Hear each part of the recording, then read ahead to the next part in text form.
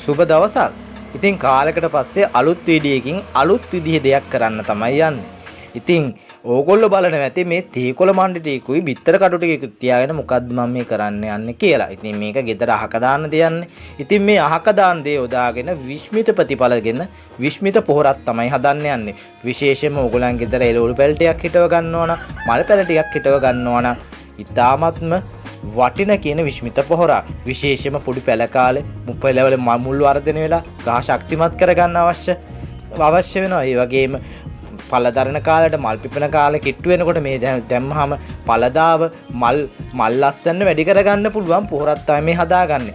ඉස්සෙල්ලම අපි කරන්න ඕනේ මේ බිත්තර කටු ටික හොඳින් කොටා ගන්න ඕනේ. ඉතින් බෙන්ඩරයක් නැති නිසා මම වංගෙඩියක් යොදාගත්තා. ඉතින් බෙන්ඩරයක් තියනවා නම් ඕගොල්ලන්ට මේක හොඳින් කොටා ගන්න පුළුවන් නිකන් පවුඩර් එකක් වගේ. හැබැයි එක දෙයක් මතක් කරන්න ඕනේ. බිත්තර කටු මෙහෙම කොටන්න ඉස්සෙල්ලා මේවා හොඳට හොදගෙන හොඳට වේල ගන්න ඕනේ. ඒ වගේ තේකොළ මණ්ඩි ටිකත් හොඳට අවුවේ දාලා වේල ගන්න ඕනේ. ඊට පස්සේ තමයි මේ පොහොර හදන්න ඕනේ. ඉතින් ඔය ආකාරයට සිහින්ව මේක බිත්තර කටු ටික අපි හොඳට කොටා ගන්න ඕනේ. ඉතින් මේ බිත්තර කටු වලයි මේ තේකොළ වලයි තියෙනවා ශාක වලට අවශ්‍ය අංශු මාත්‍ර මූලද්‍රව්‍ය කියලා දෙයක් අහලා තියෙනවනේ. ඉතින් ශාක වර්ධනයේට මිතාමත්ම වටින දෙයක්. ඉතින් මේ පොහොරේ තියෙනවා. ඒ නිසා මේකෙන් පළදා වැඩි කරගන්න පුළුවන් වගේම ශාක වල මුළු ශක්තිමත් කරලා හොඳ වර්ධනයක් ඇති කරගන්න පුළුවන්. ඉතින් ඔය තියෙන්නේ සිහින්ව කොටාගත්ත බිත්තර කටු. ඉතින් ඔය ආකාරයට අපි සිහින්ම පවුඩර් එකක් ආකාරයට බිත්තර කටු කොටා ගන්නවා. ඉතින් ඔය අපි දැන් ඉවත් කරගත්ත බිත්තර කටු ඔය තියෙන තේකොළ මණ්ඩි හොඳින් වේලගෙන ඉතින් ඊට පස්සේ මේ දෙක හොඳට කලවම් කරගන්න ඕනේ. ඔය ආකාරයට හොඳට දාලා හොඳින් කලවම් කරගන්න ඕනේ. ඔච්චරයි කරන්න තියෙන්නේ. ඉතින් හරිම සරලයි. බිත්තර කටු ටික අරගෙන අපි බිත්තර ටික කාලා ඒකේ කටු ටික ඉවත් කරනවානේ. ඉතින් ඒ ටික අරගෙන හොඳට හොදලා ඒ කියන්නේ ඒකේ තියෙන විස බීජ මොන හරි දිලීට තියෙනවා නම් ශාක වලට හානි වෙන්න පුළුවන්. ඒකලා හොඳට අවුවේ වේලලා ඒ වගේම තේකොළ මණ්ඩිත් හොඳට වේලලා ගන්නවා. ඉතින් ඊට පස්සේ තමයි මේ විදිහට කොටලා මේ දෙක මිශ්‍ර කරන්නේ.